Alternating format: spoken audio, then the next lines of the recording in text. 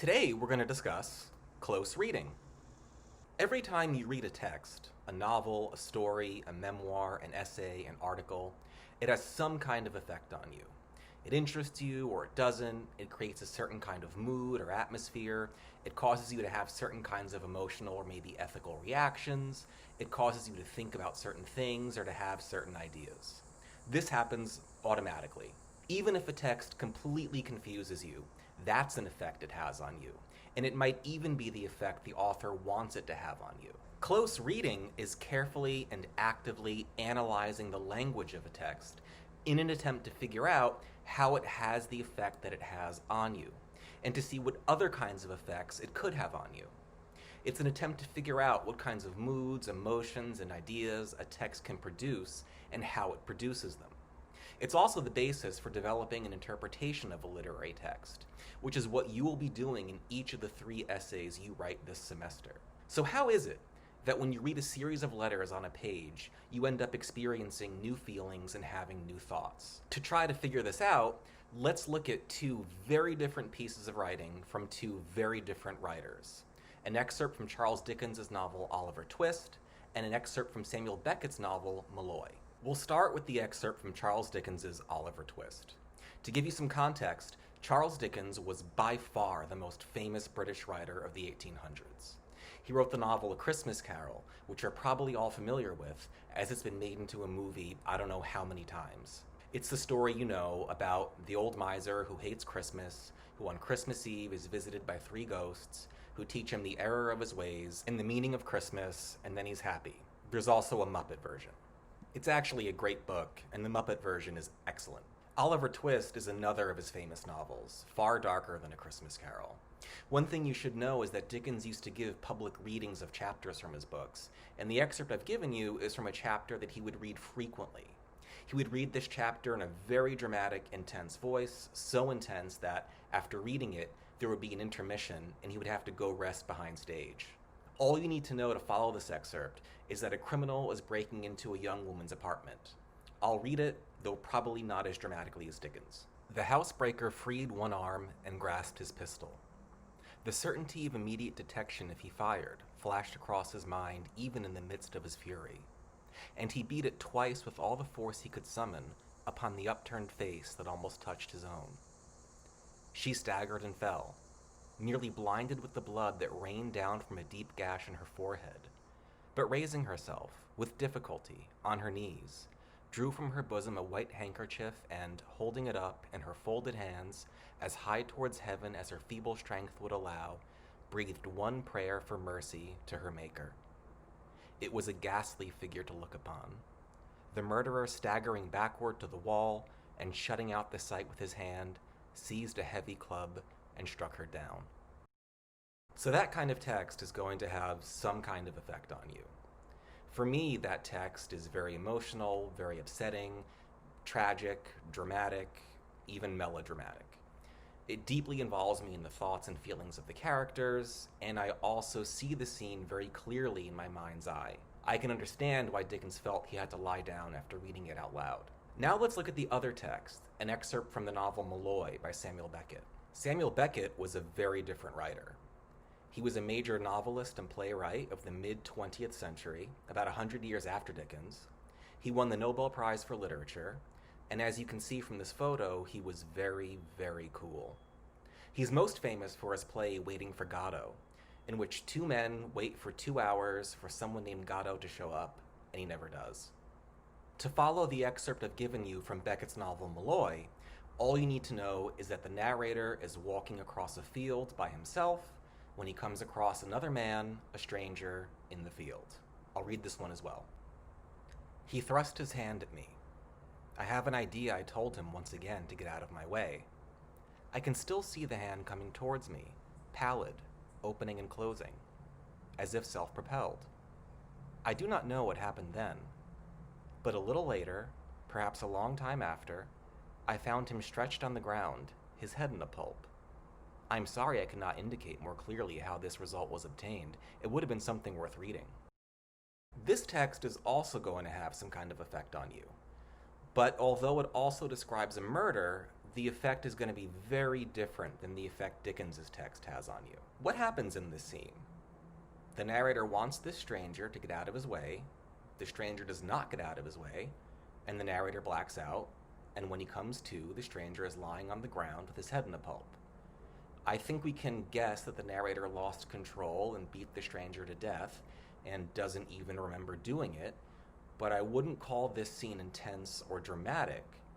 Instead, to me, it's weirdly detached and dry and eerie, and also, I think, kind of funny, although you might think I'm strange for saying that. So how is it that two passages describing murders can have such different effects? To try to figure it out, we're going to perform close readings of both texts. First, we'll look at word choice, the specific words Dickens and Beckett chose to use.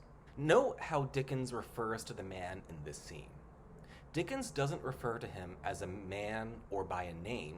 Dickens refers to him as the housebreaker and later as the murderer. Dickens labels the man according to the crimes he's committed. He's judging the man for his crimes, and in a way, trying to get you to judge him for his crimes too. This passage, we can say, doesn't just portray a murder, it condemns a murder. Toward the end, Dickens even writes, "It was a ghastly figure to look upon." Dickens is telling you, this scene is ghastly, horrible. He's telling you how to feel about the scene. He's telling you you should be deeply upset by what this man has done. But look at the words in Beckett. We have none of the dramatic, moral language of Dickens. The word murder never appears, although a murder is committed. The narrator refers to the man whose head he's beaten so badly it's now in a pulp as a result. And he refers to the beating that led to the man's death as how this result was obtained. That is weirdly vague, formal language for describing beating someone to death. Does someone who talks about a murder that way, a murder he's committed, seem to care about what he's done? Does he feel bad about it? I don't think so. I think the narrator here isn't very upset by what he's done when he blacked out. And the words he uses to talk about what he's done tell us that. Let's look now at sentence structure. Dickens' sentences are quite long.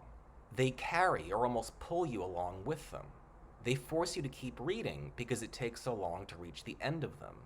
And as such, they kind of force you to enter the scene as well. But look at how Dickens uses punctuation, colons, semicolons, and commas. He also forces you to pause along the way as you read each sentence. And he forces you to pause at particularly dramatic details. She staggered and fell, nearly blinded with the blood that rained down from a deep gash in her forehead, but raising herself with difficulty on her knees, drew from her bosom a white handkerchief and holding it up in her folded hands as high towards heaven as her feeble strength would allow, breathed one prayer of mercy to her maker. It's almost like Dickens's writing is a camera that's not letting you turn away from the violence, and that's also carefully recording each moment of the woman's suffering. But now look at Beckett's sentences. Beckett's sentences are quite short. The scene comes across to you in fragments that are almost disconnected. One of the sentences is actually a sentence fragment, as if self-propelled. Rather than being pulled into the scene, I think you're a little disoriented by the writing, and a little detached from what's going on as a consequence. The only long sentence is the last sentence, which is actually two complete sentences jammed together and separated only by a comma where there really should be a period. This is where the narrator tells us he can't say exactly what happened. I am sorry I cannot indicate more clearly how this result was obtained. It would have been something worth reading. It's like the narrator's trying to get us to read these two complete sentences as quickly as possible, so that we move on from them as fast as we can, so that we don't really think about his responsibility for the murder. It's like the narrator is trying to hurry us along to get us to think about something else other than what he just did. Let's look now at how all of these sentences are arranged into paragraphs, or paragraph structure. The Dickens excerpt describes a man stumbling into an apartment, beating a woman twice with the handle of a pistol, and then hitting her with a club. The action of the scene takes maybe, 10 or 15 seconds. But Dickens gives these 15 seconds 3 separate paragraphs. It's like he's drawing out these 15 seconds as long as he can, emphasizing that he thinks what happens here is tragic and important, and he wants us to pay close attention to it. Now, what Beckett describes takes at least a little time, and perhaps a long time. Beckett describes a man beating another man so badly his head ends up in a pulp. That presumably would take a while. But Beckett gives this act one short paragraph. That tells you something too. Again, the narrator wants to move on very quickly. He doesn't want to spend time on this. He doesn't think it was very important. We get a similar sense of the two scenes' importance, or lack of it, in the two passages. Imagery. Texts tend to bring images to your mind, but they do so very differently and with different degrees of vividness. Dickens describes the young woman being nearly blinded with the blood that rained down from a deep gash in her forehead. The blood is compared to rain, there's so much of it. The gash is deep. Dickens not only wants you to see all the gory details, he wants you to see them as exaggerated, almost over the top. He's playing up the horror of what's going on. Beckett describes the narrator's victim as being left with his head in a pulp. His head has been beaten so badly it resembles a crushed fruit, with the pulp burst out. But the narrator communicates that in a short phrase that's basically a cliche. He doesn't linger on it. It doesn't bother him. It isn't worth describing in any depth. Finally, you want to consider the point of view from which each scene is described, or the text's perspective. The Dickens narrator is a typical third-person, omniscient narrator. He appears to have full knowledge of everything that's happening, and he can enter the mind of either character. He tells us the certainty of immediate detection if the man fired flashed across the man's mind, and the young woman breathed one prayer of mercy to her maker. But we can tell more about Dickens' narrator than just that. Although the narrator has access to both characters' minds, he clearly sympathizes with the young woman. He emphasizes her suffering. And he clearly condemns the man, whom he calls a housebreaker and a murderer. The narrator is a third-person omniscient narrator, but he's also emotional, moral, and judgmental. We can even tell more than that. When the narrator refers to heaven, he capitalizes it. And when he refers to God, he calls him the maker, and he capitalizes that as well. If the narrator himself is capitalizing those words, that tells you that the person telling this story believes in and reverences God. The narrator is religious. This story takes place in a universe where God exists and where crimes have serious ethical consequences. The narrator of the text by Beckett is a first-person narrator, the voice of a character in the story with a limited point of view. We can say he's crazy, maybe psychotic, but we can say more than that as well. If the narrator of Beckett cares so little about killing someone, we can guess he isn't very concerned with ethics and probably doesn't follow a religion. But is there anything he cares about? Look at the last sentence of the passage. I am sorry I cannot indicate more clearly how this result was obtained. It would have been something worth reading. He does care about something. He cares about giving you something good to read. He cares about that more than the murder he committed. He has values, they're just wildly distorted. This is, for me, what makes the text weirdly funny, although you may think I'm strange for thinking that. So we have two texts, both of them describe murders, but they produce extremely different moods and meanings. They do that through their word choice, sentence structure, paragraph structure, imagery, and perspective.